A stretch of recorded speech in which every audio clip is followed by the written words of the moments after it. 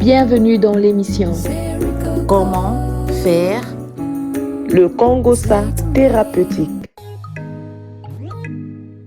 Come closer to my forehead. Face to face we should be. Despite tensions in the air. Hands on hands we should live. Happily, merrily. And shaking under the moonlight we should live. Happily, merrily. And shaking under the moonlight. Pourquoi me fais-tu la guerre? Fais-moi la cour, pitons l'amour. Pourquoi? Coucou les boss et les bossesses, c'est une joie de vous retrouver pour l'épisode 19 de Comment faire, votre web show qui prend sa place sous le soleil des réseaux sociaux. Ici Champi, votre présentatrice, et à mes côtés, j'ai mes fidèles acolytes. Il s'agit de Fiona Coucou les boss et les bossesses, j'espère que vous allez bien. et de Naomi. Bonjour les boss et les bossesses, j'espère que tout va bien chez vous. Le titre de ce numéro est Comment faire pour devenir un citoyen financièrement responsable. Ça promet.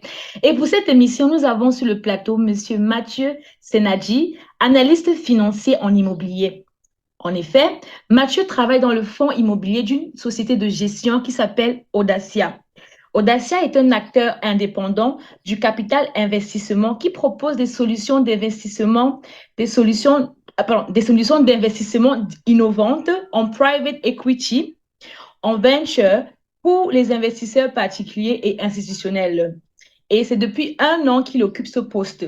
Et son rôle consiste donc à établir des études de marché, évaluer la valeur des biens immobiliers et aussi à établir des études économiques.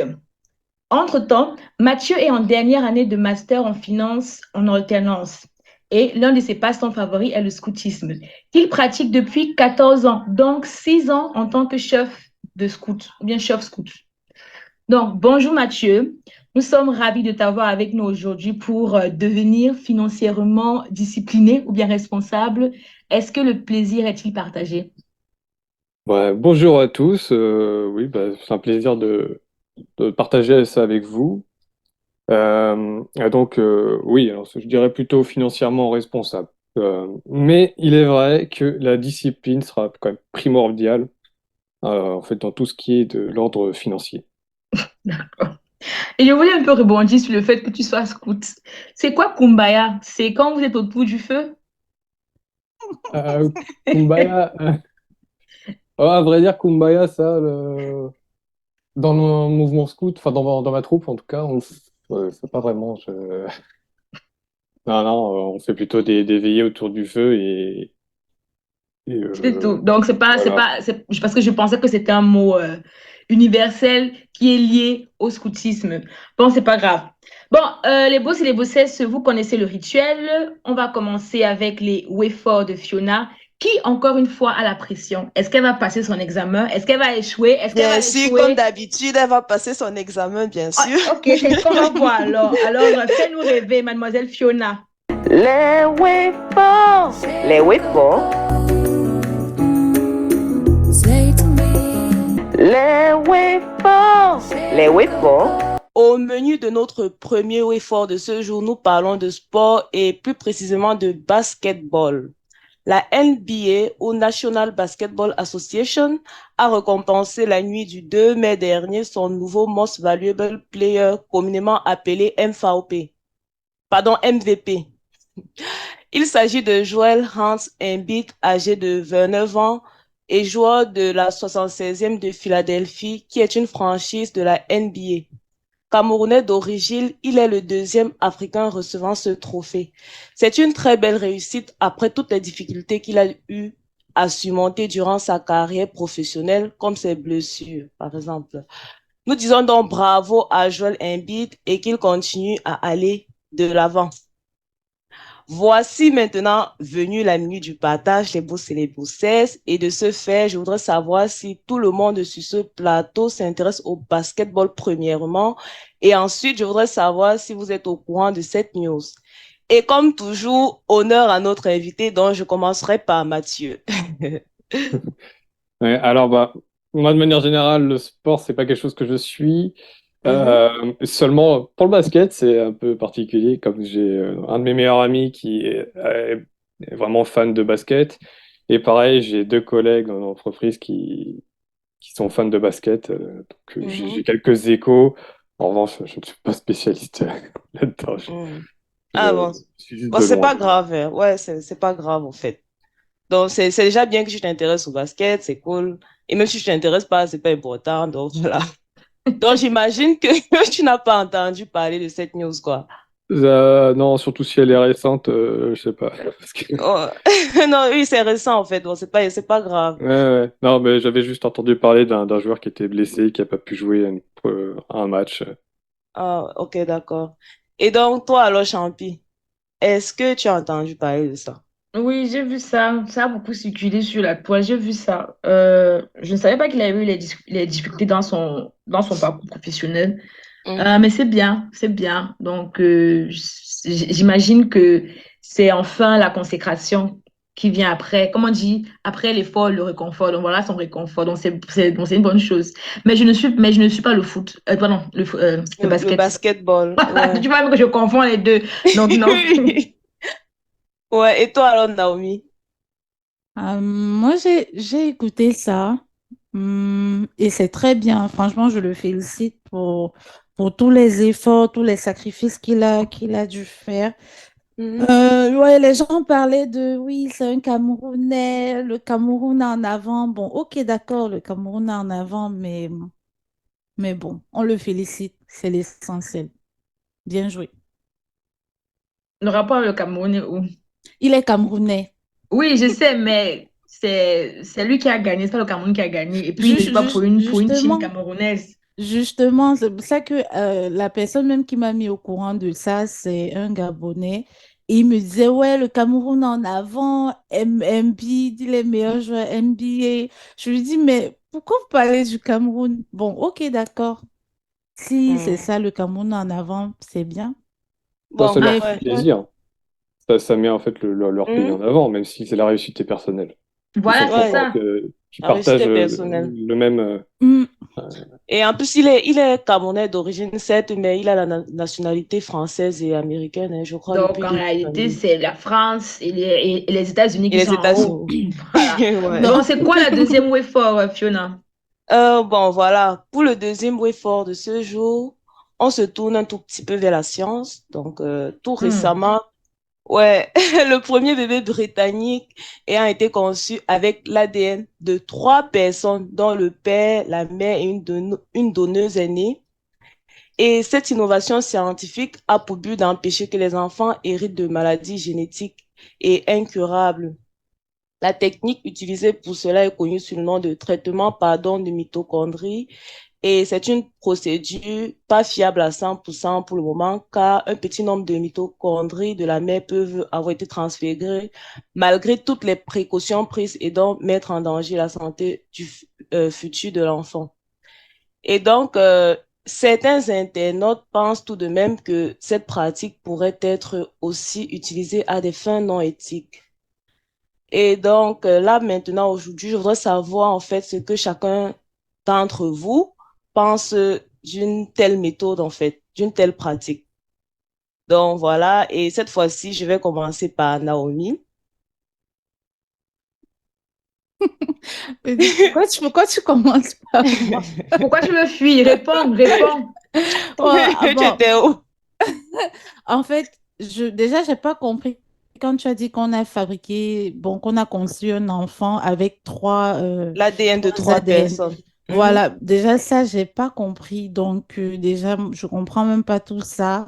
Ça doit mhm. être très, très Très complexe. complexe, Oui, exactement. voilà. Mais franchement, je ne vois pas pourquoi on va dire que on peut utiliser ça à des fins, tu as dit des fins non éthiques, c'est ça, non? Non éthique, oui, qui ne répondent Oui. peut-être pas C'est au quoi côté fin non pratique de la éthique science. quand il parle de fin non éthique? Puisque je Bon, n'ai pas compris. Non, Ah, éthique, c'est-à-dire à des Attends, mauvaises Mathieu fins. veut intervenir. Vas-y, Mathieu. ouais, je D'accord. peux vous faire une petite explication.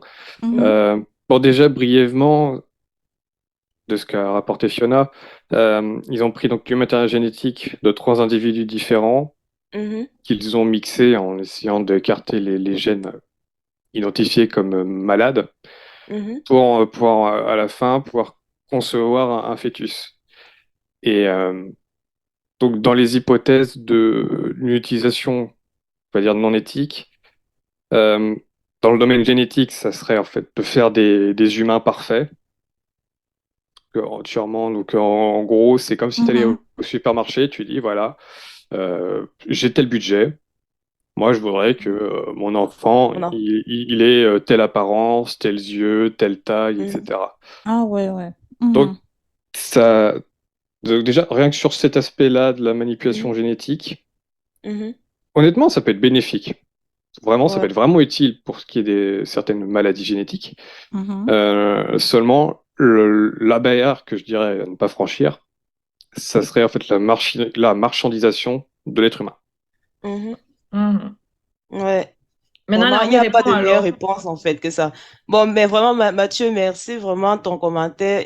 Il n'y avait pas de meilleure réponse en fait que ce que tu as dit. Donc, Naomi, c'est à toi alors. Ok.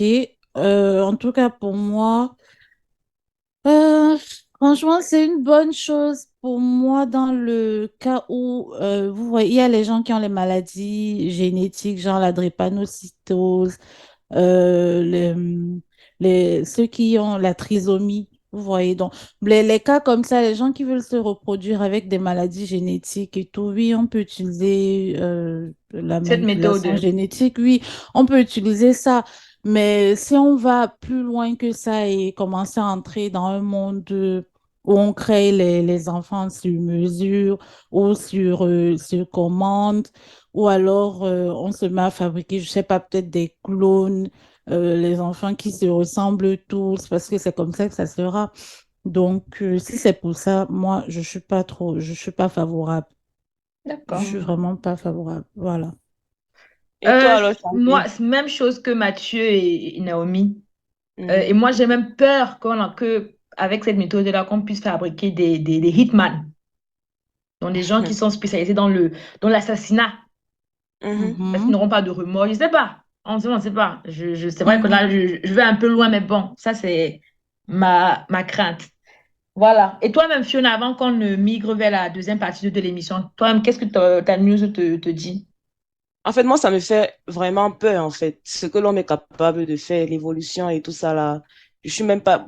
Bon, personnellement, moi, je suis pas d'accord avec ça. Bien que ça puisse aider plusieurs personnes déjà, je suis pas d'accord avec le fait que, en fait, l'homme va tellement souvent si loin. Parce que comme Mathieu l'a si bien dit tout à l'heure, on est capable, avec ça, on pourrait peut-être être capable de créer des gens, de marchander, en fait, l'être humain.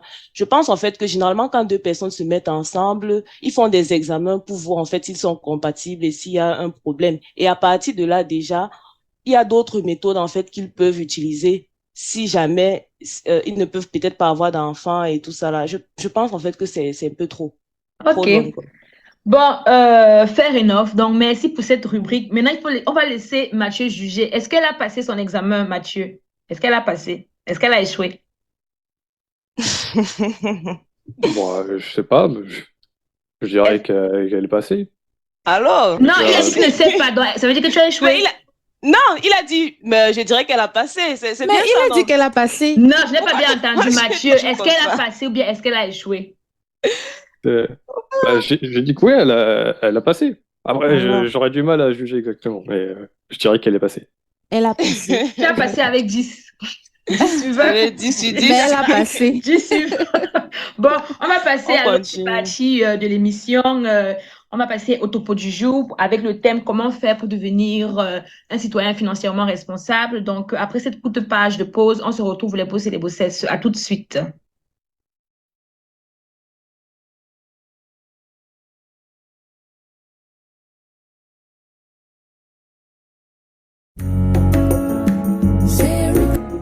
Le topo du jour, c'est maintenant. Nous voici de retour pour le thème du jour, comment faire pour devenir un citoyen financièrement responsable. Et comme entrée en matière, je voudrais qu'on définisse certains concepts lourds qui font peur, et notamment le private equity. Qu'est-ce que c'est? C'est une opération par laquelle un investisseur achète des titres d'une société non cotée en bourse à différents stades de son développement qui recherche des fonds propres. Cette méthode s'oppose au public equity qui désigne l'investissement dans des sociétés cotées en bourse. C'est quoi le seeding ou projet d'entreprise? Eh bien, c'est une nouvelle entreprise qui est formée avec un plan et l'attente que le gain financier suivra. Souvent, ce type d'entreprise est appelée une petite entreprise car elle est généralement financée avec une petite quantité de ressources financières. Maintenant, passons au capital risk ou bien venture capital. Qu'est-ce que c'est? Bon, eh bien, c'est une forme de financement par capital investissement fourni par des sociétés de capital risque ou bien des fonds à des entreprises en démarrage ou bien émergentes qui ont été considérées comme ayant un potentiel de croissance élevé ou bien qui ont démontré une croissance élevée. Est-ce que mes définitions sont correctes, Mathieu? Non, oui, c'est ça. Après, on peut même rajouter donc, après le développement, le capital développement. Et ça, j'ai oublié comment ça s'appelle en anglais. C'est pas grave, défini. C'est l'étape suivant le venture capital. Là, c'est de l'investissement dans les entreprises au sens plus large, dans les startups. C'est les startups qui ont émergé. Euh, voilà. Et généralement, ça va jusqu'à le capital développement accompagne les entreprises jusqu'à l'introduction en bourse pour la plupart. Enfin, Ah, d'accord. celles qui réussissent. Ok, d'accord, d'accord. Et question bateau, euh, est-ce qu'il faut être doué avec les chiffres pour comprendre la finance? Euh, ouais, comprendre les chiffres pour la finance, ce n'est pas vraiment nécessaire. Ce qui est le plus important, c'est comprendre en fait, leur sens, ce qu'ils racontent, l'histoire qu'ils disent sur les entreprises. Euh, Parce que par exemple, quand j'étais au collège, je n'étais pas très bon en maths, j'avais 3 de moyenne. J'ai quand même fini au bac en terminale à 17. Euh, et puis je suis quand même dans la finance. Et, D'accord.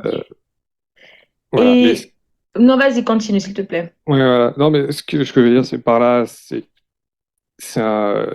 qu'enfin, en fait, là, je trouve que l'avantage dans la finance, c'est que c'est des chiffres qui ont du sens, qui racontent une histoire, qui nous disent si l'entreprise va bien ou elle va mal. Et ce n'est pas comme les mathématiques qu'on nous enseigne, donc à l'école ou autre, qui sont là, sont des mathématiques plus abstraites et plus théoriques.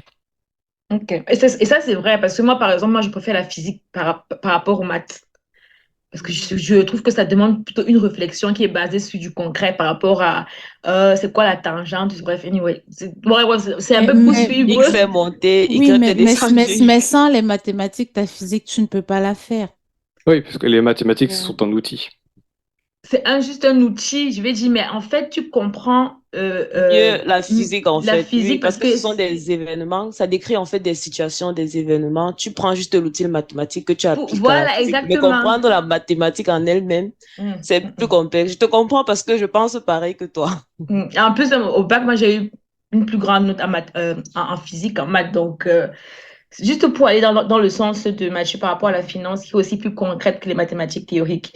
Et donc, pourrais-tu nous définir en des thèmes accessibles à tous ce que tu entends par être financièrement responsable, Mathieu?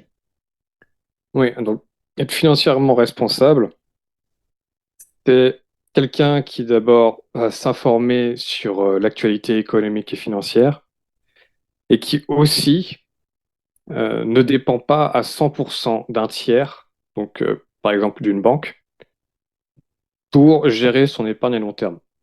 Enfin, son épargne, sa retraite, ce que vous voulez. D'accord. Voilà, c'est qu'il va utiliser, en fait, il va investir de lui-même en direct, donc via son courtier en ligne, par exemple. pour acheter des actions. Mais pour pouvoir faire cela, pour pouvoir être capable d'acheter soi-même ses actions ou bien d'investir dans une entreprise sans avoir besoin d'un intermédiaire, ne faut-il pas être éduqué dans le domaine? Et si oui, comment on le fait? Toi qui es novice, toi qui n'as pas, par exemple, étudié la finance, bien l'économie à l'école, comment tu fais?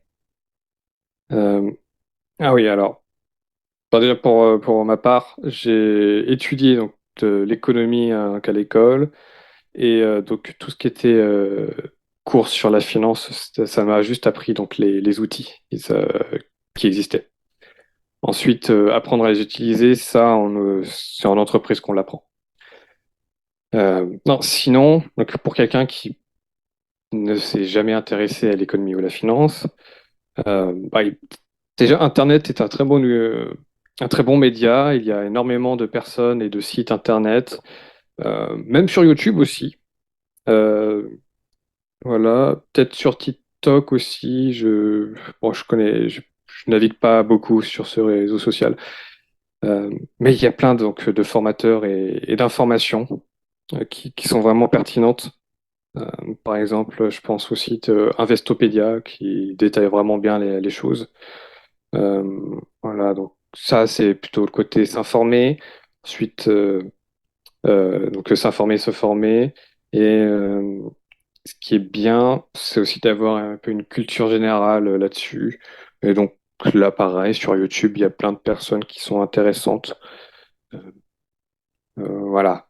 Puis Euh, vraiment non, il y a- vas-y, il y a- finis, mais après, Naomi ouais, veut ouais. poser une question. Mhm. Ouais, puis bon, la dernière chose à faire après, donc, c'est de former, s'informer, savoir de la discipline et d'agir. D'accord. Naomi, vas-y, tu voulais poser une question. À chaque fois, je ne sais pas comment tu fais pour savoir que je vais poser une question, mais ok, Réfléchis ouais. donc. Oui.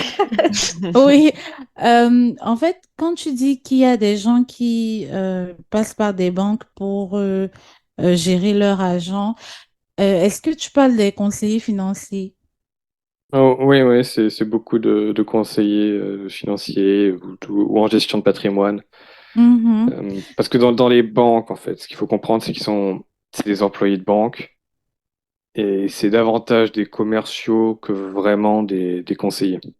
Ouais, c'est ça que je voulais te demander, genre, finalement, qu'est-ce qu'ils font? Est-ce qu'ils te conseillent juste sur ton argent et toi, tu vas faire les transactions? Ou est-ce que tu vis tout ton argent dans le compte et c'est lui qui fait toutes les transactions à ta place, quoi? Alors, ce qui se passe avec les conseillers de banque, Euh, c'est que déjà, en fait, ils vont poser des questions, ça leur permet de cocher des cases dans leur logiciel, et à la fin, ils ont un profil d'investisseur qui correspondrait à vous. Mhm. Euh, bon, alors, déjà, avoir un profil, Le problème, c'est qu'en fait, le profil d'investisseur, on le fait à un instant T, dans un état où tout va bien. Euh, Alors que notre profil par rapport au risque est vraiment différent dans une bulle que dans un crack. Déjà, sur ce point-là, ça fait que je suis pas très à l'aise avec ça. Puis ensuite, donc une fois qu'ils ont établi votre profil d'investisseur, ils vont vous proposer des produits. Donc ces produits d'épargne, en fait, c'est pour beaucoup des produits qui viennent en fait de la banque ou alors de partenaires. Et donc votre Mhm. conseiller, lui, il est rémunéré par des rétrocommissions Ah sur ouais. ces produits Mhm. Mhm. sur ces produits financiers qu'ils vous vendent. Donc, Ouais, en je fait, tu comprends. es le produit. En fait, tu es un produit et le conseiller financier se sucre sur toi, la banque se sucre sur toi et Et au en final, tu plus es encore, perdant. c'est lui qui te paye. Et en plus encore, c'est toi qui payes le conseiller financier. Non, justement, tu ne le payes pas en direct. Tu le Mhm. payes en fait indirectement via des rétrocommissions Mhm. en fait par le fait que tu aies choisi le Un produit produit de la financier banque. qui t'a proposé. Ouais. Voilà. Après, ça veut pas dire qu'ils font mal leur travail, que ça peut être que c'est des arnaqueurs. C'est Mais tu juste restes dépendant. faut connaître le voilà, c'est juste il n'est pas indépendant. Faut savoir qu'il a un biais. Euh, Oui, et voilà. donc, je voulais aussi que tu nous expliques clairement les étapes. Je ne sais pas si tu as répondu à la question, mais les étapes, parce qu'il faut savoir que il y a les gens qui travaillent, qui n'ont pas fait des études de finance, qui épargnent. Forcément, il y en a qui ont épargné beaucoup, il y en a qui ont de petites épargnes et qui voudraient quand même, voilà, pouvoir être actifs dans cette épargne-là. Qu'est-ce qu'il faut faire concrètement? Mais je dis bien concrètement. Que ce Mm. soit une astuce ou deux, mais il faut que ce soit concret. Qu'est-ce qu'il faut faire? Oui, alors, de manière générale, déjà, se poser face à son argent et ses dépenses. Donc, vous avez, je sais pas, donc vous avez vos revenus, vous avez vos dépenses. À partir de là, vous avez deux méthodes. La première, la plus courante, c'est, voilà, j'ai tant de dépenses, à la fin, j'ai tant d'argent, c'est mon épargne, et après, je peux l'investir comme je veux. La seconde méthode, c'est se dire, voilà, j'ai tant de revenus, et je vais épargner X pourcentage de mes revenus. Et ensuite, je vais me dépatouiller selon mes dépenses. Voilà. Donc, il y aura quelque chose à réfléchir sur ces dépenses. Il y a certaines dépenses qu'on peut réduire, typiquement sur la nourriture, les produits frais. Euh, Vous faites un petit potager, vous réduisez quand même pas mal vos dépenses, puisque c'est des coûts récurrents, inévitables. Et c'est là-dessus que actuellement les prix sont, sont en grande augmentation. Euh, J'avais vu donc sur les données de l'INSEE, qui est donc l'Institut national des statistiques et des études économiques pour la France. Et donc alors je me souviens plus de la date parce que ça fait quand même quelques mois que j'avais regardé, Mhm. mais on Mhm. était à C'est pas 19 grave. on était à 19% d'augmentation des prix sur un an.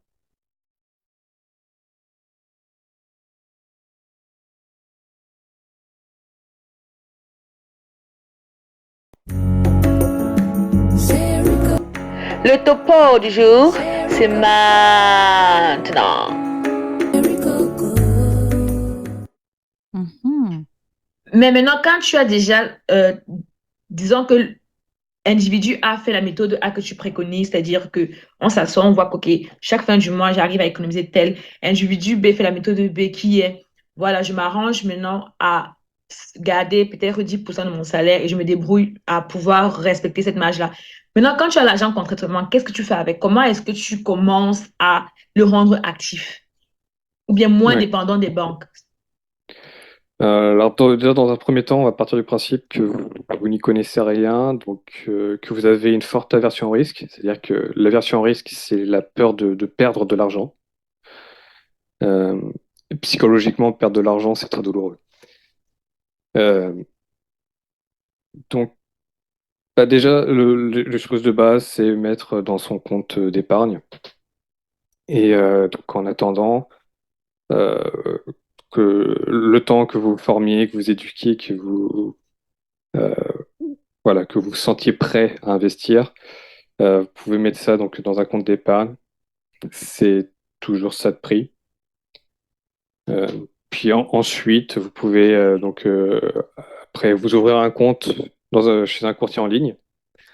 Et donc l'avantage de certains courtiers en ligne, quand les taux sont positifs, je précise, c'est qu'ils n'ont pas tous la certification bancaire ou la licence bancaire, je ne sais plus le nom. Ce qui fait que lorsque les marchés financiers sont fermés, eux, ils récupèrent votre argent, donc vos liquidités, vos espèces, et ils vont les placer donc beaucoup sur ce qu'on appelle des money market funds. Et donc ça, il me semble qu'en français, c'est donc en équivalent, c'est SICAV monétaire. Euh, il n'y a pas que ça, ils placent auprès d'autres banques dans des comptes rémunérés au jour le jour. Et donc comme ça, chaque jour, vous avez un petit intérêt sur ces espèces qui dorment. Donc, si je veux comprendre, donc les courtiers en ligne sont bien parce que ils n'ont pas une licence comme les banques. Pas tous. Il y en a certains qui l'ont et donc vous ne bénéficiez pas de ça puisqu'en fait, ils ne sont pas contraints par la réglementation de placer vos espèces pendant la nuit. Je vais comprendre c'est quoi le bénéfice parce que tu as dit les courtiers en ligne, c'est bénéfique. Après, tu as dit que tous n'ont pas la licence ou bien la licence que les banques ont. C'est ça qui est bénéfique, le fait qu'ils n'aient pas tous la licence que les banques ont. Oui, alors en fait, ce qui serait bien pour, en particulier, c'est d'avoir deux courtiers en ligne. L'un qui a la licence, qui lui permet de garder vos espèces, et l'autre qui n'a pas la licence et qui donc est obligé de placer vos espèces. Euh, Ce qui fait qu'en période de taux positif, vous placez vos espèces sur le courtier qui n'a pas euh, la licence, qui donc va rémunérer vos espèces, et que lorsque les taux sont négatifs, placez vos espèces donc dans un courtier qui a la licence et qui donc va garder vos espèces sans avoir à subir les taux négatifs. D'accord. Et toi, Fiona, tu as une question? Bon, ça ne vient pas vraiment à l'esprit. Bon, en fait, je voulais savoir, donc, en fait, en tant que citoyen financièrement responsable, quels sont les divers endroits, je ne sais pas si c'est le terme approprié, où est-ce que l'on pourrait investir de l'argent, en dehors, par exemple, des banques ou bien des courtiers en ligne et tout ça? Ou de l'immobilier? Parce que vraiment, c'est le passe-partout de tout le monde, l'immobilier. Ou bien de l'immobilier. Est-ce que c'est forcément ces trois-là qui sont les premières options? Il n'y a pas d'autres? Vous avez plusieurs classes d'actifs. Pour les petits montants et petits portefeuilles, la bourse, les actions, c'est un bon début, comme les cryptos. Alors les cryptos, faut savoir que c'est très volatile, donc vous pouvez gagner beaucoup comme vous pouvez tout perdre. Euh, donc après, c'est selon la capacité des personnes à résister à une perte d'argent. Euh, c'est pas la même chose de perdre 5 euros que d'en gagner 10. Ça, c'est un fait psychologique faut connaître. Voilà. Donc c'est pour ça que je dis qu'il faut en fait, s'informer, s'éduquer et ensuite être en mesure d'agir. Donc, ce sont les deux seules places où on peut investir de l'argent pour des petites sommes. Ouais, vous avez ça et après vous avez les comptes d'épargne aussi. Mais ça, généralement, les comptes d'épargne, tout le monde en a. Mhm.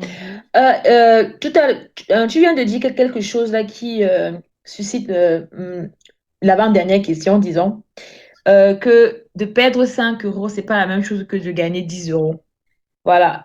Et donc, je voulais donc savoir, c'est quoi le mindset à toujours avoir lorsque on veut faire dans l'investissement financier?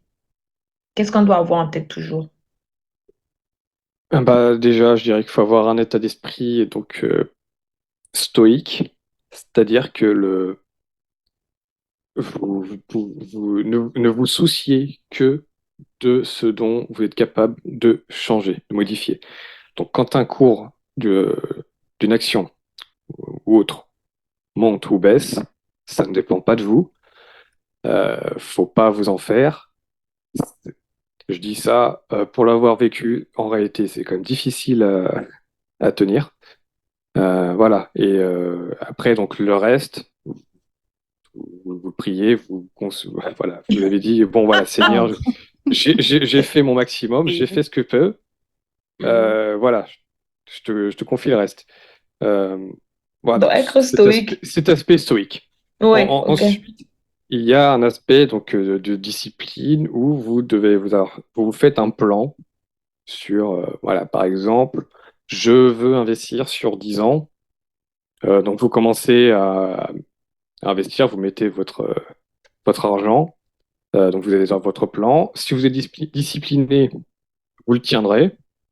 Et normalement, à la fin des 10, 20, 30 ans, 40 ans, vous en sortez bien. Généralement, vous vous enrichissez.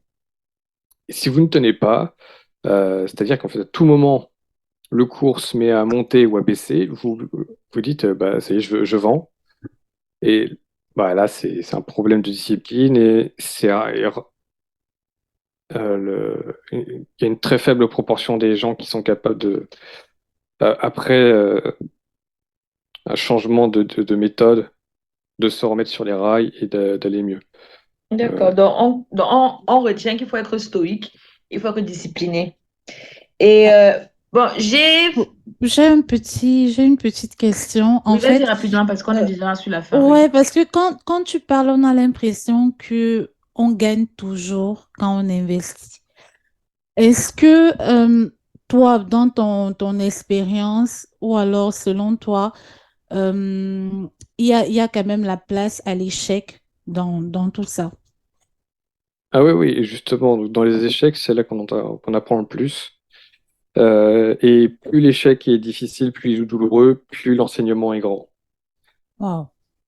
Euh, oui, voilà, c'est une belle phrase, mais c'est quand même du vécu. Ah!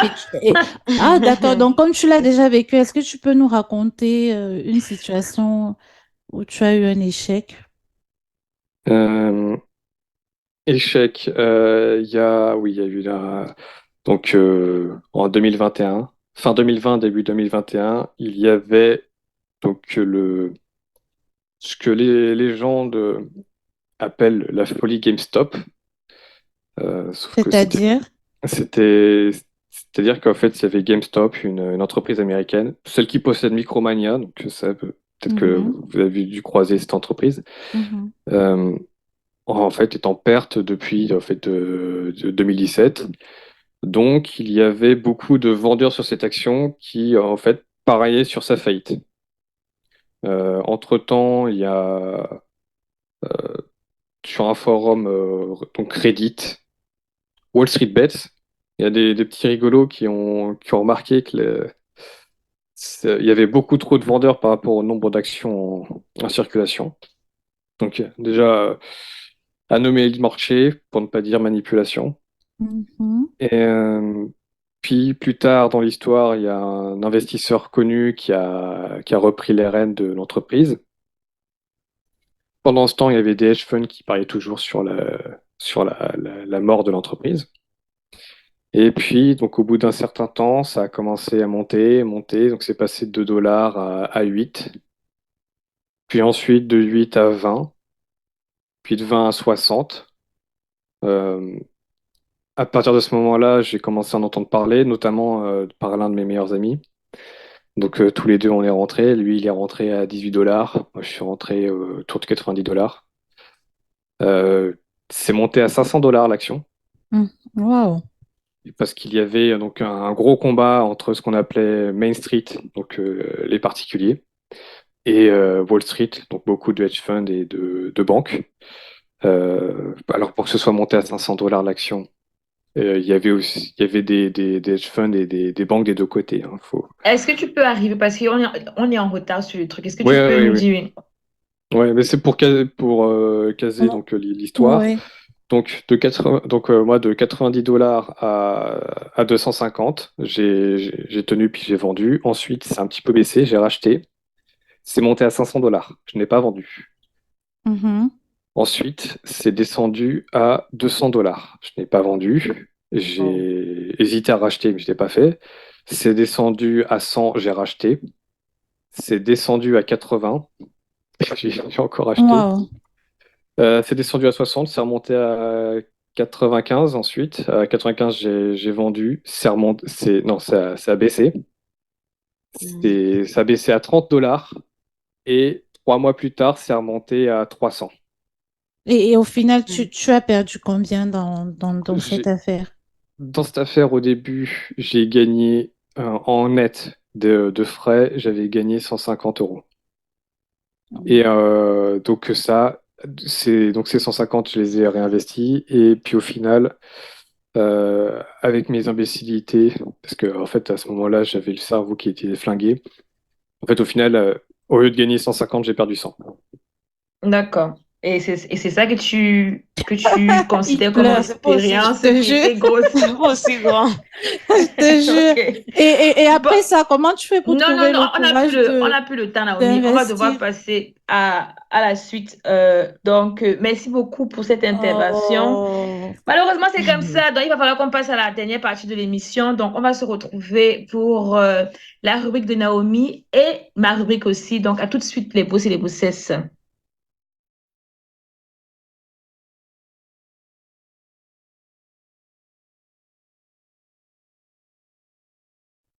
Chers boss et bossesses, nous voici de retour pour la dernière partie de l'émission.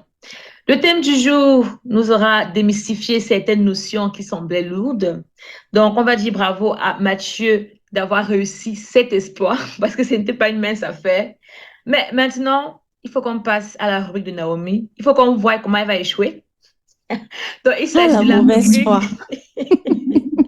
Il s'agit de la rubrique les mots packs et les mots sages qu'elle va échouer cette fois-ci. Donc, Naomi, à toi de jouer. La rubrique les mots pecs et les mots sages. La rubrique les mots pecs et les mots sages. Ok. Bon, aujourd'hui, bon, mon histoire n'a pas trait avec le thème du jour. Il s'agit de l'histoire d'un donneur en série. Vous allez me dire après si vous avez déjà entendu parler de ça. Donc, c'est un donneur de semences, le néerlandais Jonathan Meyer, aujourd'hui, qui est père de plus de 550 enfants. Donc, il a entre 550 et 600 enfants. On n'a même pas pu trouver le nombre exact. Aux Pays-Bas et répartis dans d'autres pays, notamment dans certains pays en Afrique et en Amérique. Donc, il a été poursuivi par plusieurs clientes mères de ses enfants. À rappeler que la loi aux Pays-Bas autorise aux donneurs de sperme de devenir père d'un maximum de 25 enfants avec 12 mères. Donc, le verdict est tombé le 28 avril dernier et Jonathan Meyer a reçu l'ordre de cesser immédiatement de donner du sperme. S'il continue, il sera condamné à une amende de 100 000 euros. Donc, l'homme, en fait, il coopérait avec plusieurs banques de sperme et vendait aussi ses services en ligne. Et donc, à partir du 28 avril, il devra demander à toutes ces banques de sperme de détruire sa semence. Le donneur, il s'est exprimé et il dit heureusement qu'il regrette d'avoir été malhonnête. Et il s'exprime, je cite, une telle restriction de la liberté physique et du contact tel que énoncé par le tribunal ne me semble pas avoir sa place dans une société libre comme les Pays-Bas. Donc, voilà, cette histoire m'a fait, genre, moi, ça m'a beaucoup, beaucoup surprise. J'aimerais savoir ce que vous en pensez. Je ne vais pas déranger Mathieu pour le moment, donc je vais d'abord donner la parole à Fiona.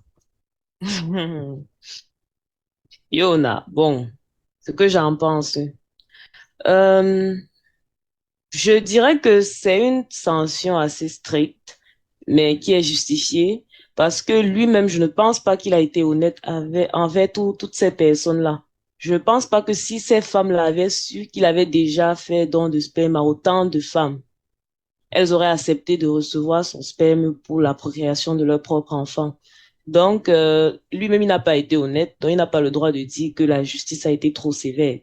Mais là, bon, je suis d'accord avec le fait que chacun devrait disposer de son corps comme il le souhaite, mais la liberté d'une personne ne doit pas empêcher à une autre personne de mieux s'épanouir. En fait, ça doit Mhm, s'arrêter là où le bonheur d'une autre personne commence, donc il n'a pas été mhm. honnête encore. OK. Donc, voilà. Et là, on va revenir chez Mathieu. Euh, alors, ce qui est marrant, c'est que cette histoire, il me semble que je l'ai déjà entendue, ou une autre qui, en revanche, se passe aux États-Unis, il me semble. C'est, voilà, c'est pour ça, moi, ça m'a pas surpris. J'avais déjà entendu vent cette histoire-là ou une histoire similaire. Mhm, Euh, Ensuite, bah, alors le truc du libre à lui, bon, en vrai, pourquoi pas. En fait, là-dedans, ce qui me dérange, c'est la structure des banques de sperme. C'est que là-dedans, on est avec donc de l'être humain et j'ai beaucoup de mal quand il s'agit de la marchandisation de l'être humain. mhm, Euh, et le problème pour moi, c'est que le don de sperme là-dedans, ce n'était pas un don, c'était rémunéré.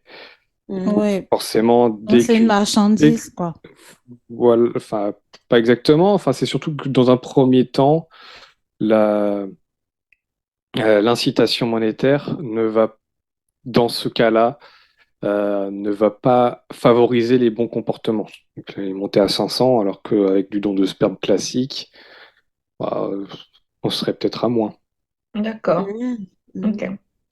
Bon, pour clôturer les mots Mais toi, pack mieux, oui, toi, Cynthia, je vais donner mon avis pour clôturer, c'est ça que j'ai dit.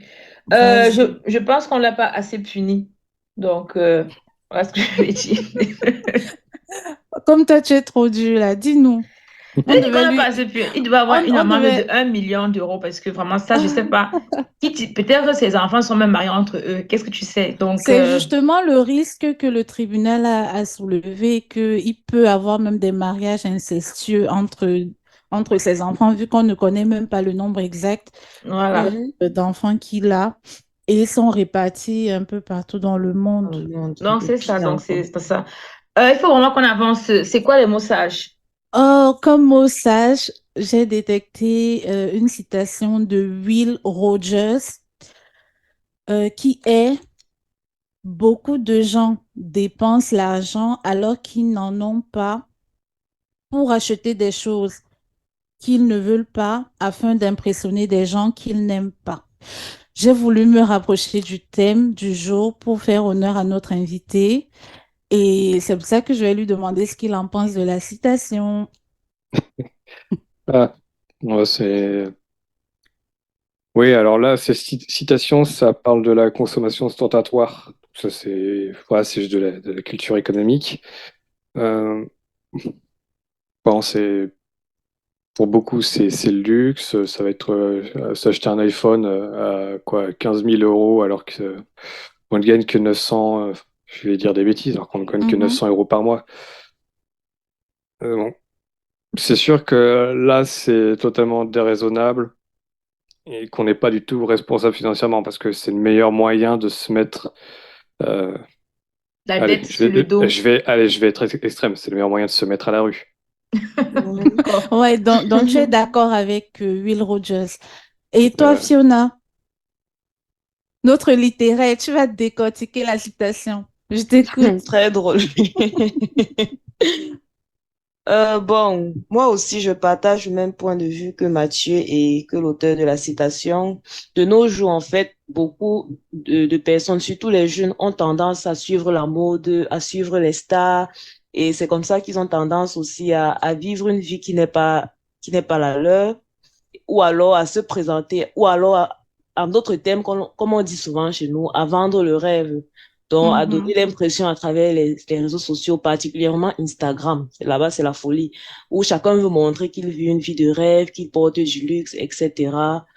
Et donc, c'est un peu dommage parce que c'est ça qui pousse généralement les gens à la fainéantise, au vol et aussi à vivre au-dessus de leurs moyens pour finir à la rue, comme Mathieu a dit tout à l'heure. OK. Et donc, voilà. Exactement. Eh bien, je suis d'accord avec les deux, Mathieu, enfin les trois, Mathieu, l'auteur et Fiona. Je pense pareil que le paraître est devenu plus important que ce qu'on L'être. a. Même pas que l'être, que ce que tu as. Euh, Contente-toi de ce que tu as et viens avec. Tu peux aussi très bien vivre comme ça. Donc, Mhm. voilà. Maintenant, il faut savoir, est-ce que tu as passé ton examen ou pas? Mathieu, est-ce qu'elle a passé l'examen? Est-ce qu'elle a passé sa Évidemment. rubrique? Non, tu as échoué. La euh, mauvaise foi. Alors, bah, Mathieu? ça, je trouve que je pense qu'elle a moins bien réussi parce que j'ai trouvé qu'il y avait moins de matière à réfléchir. Voilà. Donc, elle a échoué. Je- Non, pas, enfin, elle a moins bien réussi que Fiona. Ok, donc elle a. Attends, mais Fina a eu 10 sur 20. Ça veut dire. Fina a eu 10 sur 20. Ça veut dire que c'est C'est un toi mauvais. qui as dit 10 suivants, c'est Oui, pas ce mais qu'il a j'ai dit. dit. Comment tu dis Ça veut Fiona a dire dit qu'elle a quoi? 10 9,75. 9,75 sur 10. Ok, ça va. Bon, il est temps de passer à la rubrique Wandayance, euh, qui est la rubrique préférée de Boss et Bossesse. En passant. La rubrique Wandayance. Wanda Wanda. Wandayance. La rubrique. Donc, la question est la suivante. En 2019, Quel est le point commun que partagent les USA, la France et le Royaume-Uni?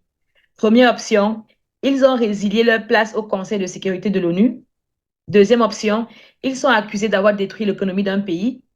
Troisième option, ils ont beaucoup investi dans un pays européen. Quatrième option, ils sont membres du G7. Cinquième option, ils sont dans la liste des pays qui attirent le moins les investisseurs étrangers. Je commence par Mathieu. Non, non, non, Oui. non, non, non, non. Je commence par Fiona. Mais pourquoi c'est moi? Depuis le début, en fait, Pourquoi je tu dis commences pas par Fiona, Mathieu? Je commence par Fiona. Mathieu. Je commence par Euh, Fiona. Attendez, est-ce que tu peux rappeler le troisième pays? J'ai retenu États-Unis et France. C'est lequel le Et troisième? Royaume-Uni. Royaume-Uni. Royaume-Uni, ok. Oui. Vas-y, Fiona, réponds. Tu prends quelle option? Moi, j'aimerais que tu me rappelles encore les options. Et on n'a plus vraiment beaucoup de temps. Donc il faut bien écouter quand je lis. Je dis, Mhm, première option, ils ont résilié leur place au Conseil de sécurité de l'ONU. Deuxième mhm. option, ils sont accusés d'avoir détruit l'économie d'un pays. Troisième option, ils ont beaucoup investi dans un pays européen. Quatrième option, ils sont membres du G7. Cinquième option, ils sont dans la liste des pays qui attirent le moins les investisseurs étrangers. Hmm. Peut-être c'est la dernière option, hein. Non, non, non. La dernière option, les États-Unis. Non, l'avant-dernière option. Je vais prendre l'avant-dernière option. Ils sont membres du G7. Mhm. OK. Et toi, Naomi?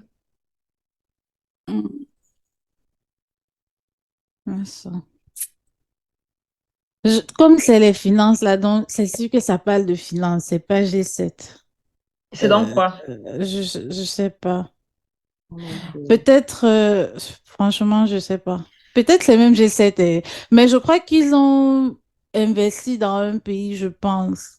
Donc, je prends l'option 3. Ils ont beaucoup investi dans un pays européen. C'est ça que tu prends? Euh, C'est ça que tu prends, mais c'est pas ça que tu prends. Parce qu'il faut qu'on avance, Naomi. Tu prends quelle réponse? Tic, Je tac, prends tic, la tac, dernière réponse. tac. Ils sont dans la liste des pays qui attirent le moins les investisseurs étrangers. OK. Oui. Mathieu, toi, tu prends quoi comme G7. réponse? G7 aussi. OK. On va voir. Donc, la réponse est tarada. Est-ce que les tricheuses ont été vaincues? Tarada. Vous avez raté. Vous avez raté. Vous tous, même Mathieu. Vraiment, j'ai Ah mal au bon? cœur, Mathieu, que tu aies raté. J'ai mal au cœur. J'ai mal au cœur. C'est Oui, quoi c'est alors la vrai qu'ils sont réponse? dans le G7, mais c'est pas ça. C'est pas ce qui les unit en 2019. En 2019, Ah, les États-Unis ok. ont été les champions de l'investissement en Belgique. Donc, c'était J'étais la réponse. sûre! Tu as trouvé ça? Non. Mais c'est ce que je voulais dire. Non, tu Après, as j'ai dit le enlevé. dernier, oui. Avec un total de 45 Imbécile. projets, talonné de près par la France avec 42 projets. Donc, États-Unis a 45 projets en Belgique en 2019, la France a 42 projets et le Royaume-Uni a 34 projets. Bon, et le classement se termine par les Pays-Bas et l'Allemagne qui ont respectivement 28 et 24. Et ces 5 pays représentent 65% des investissements étrangers en Belgique en 2019. Je trouve Hmm. personnellement que c'est beaucoup quand même. Et les Et moi, secteurs je suis plutôt d'activité, surprise, en fait. moi, Donc, la je trouve que Belgique c'est est un beaucoup. pays qui attire autant d'investisseurs. Il y a quoi en Belgique en particulier? Vous qui Je résidez là-bas, te ou bien jure. toi qui résides Qu'est-ce en qu'il y a Il ne faut Belgique? même pas mal là-bas en parler, il faut Belgique? pas mal parler de la Belgique, s'il vous plaît, du rhum de Belgique, en passant rhum de Belgique, voilà. Donc, Hmm. les 3 activités qui ont attiré un grand nombre d'investissements en 2019 sont le secteur de la vente et du marketing, avec Et 107 les projets. frites. C'est ça, L'industrie de non? manufacture, l'industrie manufacturière avec 60 produits, la logistique avec 51 projets. Et bon, voilà, en fait, globalement, pourquoi j'ai dit que ces 3 pays-là avaient un point commun en 2019. Donc, Mhm. et personne n'a trouvé, je suis contente. J'aurais aimé que tu trouves, Mathieu, mais bon, c'est la vie. J'aurais aimé. Mais tu as fait exprès, tu n'as pas donné le pays. Sinon, on devait tous trouver. Non, mais j'ai dit un pays européen. J'ai dit un pays Il européen. Mais fallait donner après, tu la précises Belgique. Il l'année, tu fallait précises un donner. pays européen. C'est une information quand même assez difficile. J'ai dit 2019, j'ai dit pays européen. Donc, vous avez Oui, mais raté. c'est difficile La en fait. source vient de fr.investinwallonia.be. Voilà. Donc, et l'article a été écrit en 2020. Ok. Donc, voilà. Je suis très contente parce que vous avez raté. Elle va Et, bien dormir aujourd'hui. Ah, et voilà. On a été obligé d'écouter l'émission parce que malgré le fait que Naomi voulait connaître l'histoire de Mathieu par rapport à comment il a fait pour remonter la pente après avoir perdu 100 euros. Donc, si vous voulez le retrouver pour qu'il vous en dise plus sur cette histoire, vous pouvez le joindre par Instagram à son compte qui est @math_finance. Voilà. Donc, ceci a donc marqué la fin de cet opus. Mes remerciements vont à Fiona et à Naomi. Et merci encore à toi, Mathieu, d'avoir été des nôtres. Est-ce que tu as aimé faire l'émission? Oui, c'était vraiment intéressant et plaisant. C'était vivant. Merci beaucoup. Et mes remerciements vont aussi à la RCF Bruxelles ainsi que au Boss et Bossesse. Donc, on se retrouve pour un nouvel épisode. Mais en attendant, ciao, portez-vous bien. Bye bye, les Boss et les Bossesses. Bye bye, les Bye boss et bye, les les boss et les bossesses. bossesses.